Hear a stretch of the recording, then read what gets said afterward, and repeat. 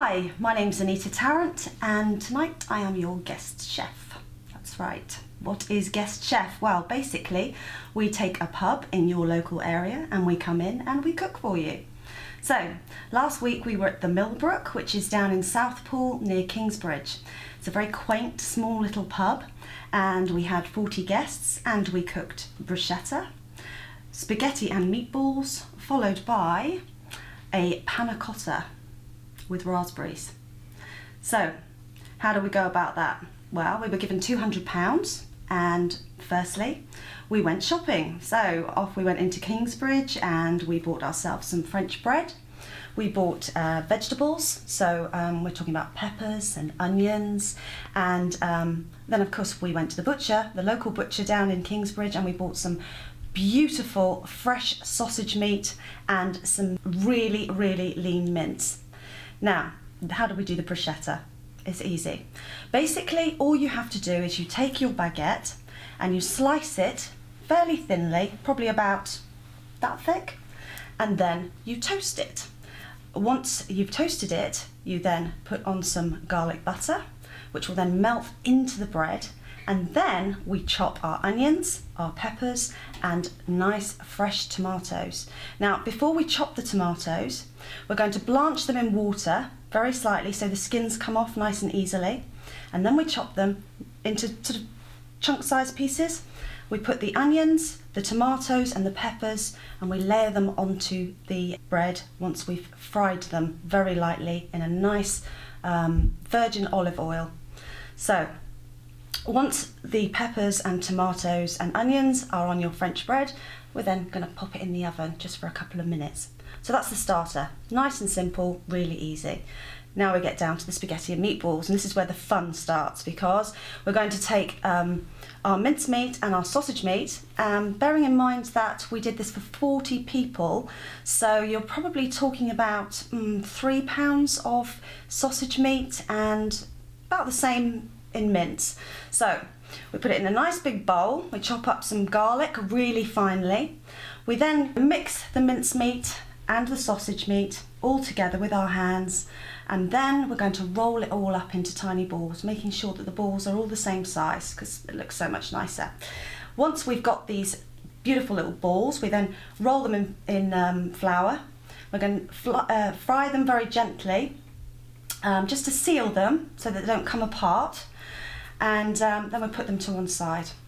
We'll then take onions, chop the onions, we chop some garlic, we fry it in olive oil, and then we're going to add the meatballs back into the pan, and we're going to add some freshly blanched tomatoes, okay? No tin tomatoes, freshly blanched tomatoes, and we put those into the pan, and then we're going to add some red wine. Then we're going to take some passata, going to mix it in really nicely, and then we're going to leave it to simmer. Basically, we're going to leave it to simmer for a couple of hours. So leave it to simmer, and then you can move on to your panna cotta. So next week we'll be on Dartmoor. We'll be at the Fox and Hounds at Princetown. So if you fancy coming along and sampling some of our delicious food, then please feel welcome. And of course, if you would like us to come along and visit your pub as guest chef, then you can visit the website, which is www.guestchef.co.uk. I have forsaken what is right for what is easy by allowing evil in my house, by allowing my children, my beautiful children, to be part of this, because I wanted a better life for them, better schools. I wanted this house. I wanted money in my hands so I could buy anything I wanted. And my husband, I think he has done horrible acts. I think that, oh, Father Phil, you know what he's like. We both know, but we've said nothing, we've done nothing. And now I have this horrible feeling that something terrible is going to happen. That God is going to punish me with vengeance for my acts.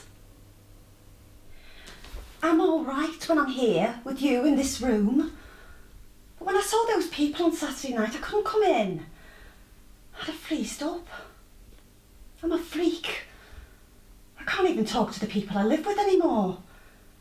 And I couldn't talk to those people on Saturday night. I don't know the language. I'm a half-caste. I decided I wasn't coming here anymore. So I went back to the pub where our Denny was, and our Sandra, and me ma, and Sandra's mates. And they were all singing some stupid song on the jukebox. And I stood there and I looked at them and I thought, just what the frig am I trying to do? Why can't I just sit down and join in with the singing? And you think I can, don't you? You think just because you walk past a pub doorway and you hear us all singing, that we're all okay, that we're surviving with our spirits intact? Well, I did join in with the singing.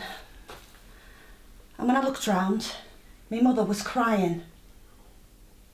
No one could get it out of her why she was crying. We just thought she was pissed and we should get her home. So we did. And on the way back, I asked her. I said, Ma, why are you crying? And she said, because we can sing better songs than those. And that's why I came back. And that's why I'm staying.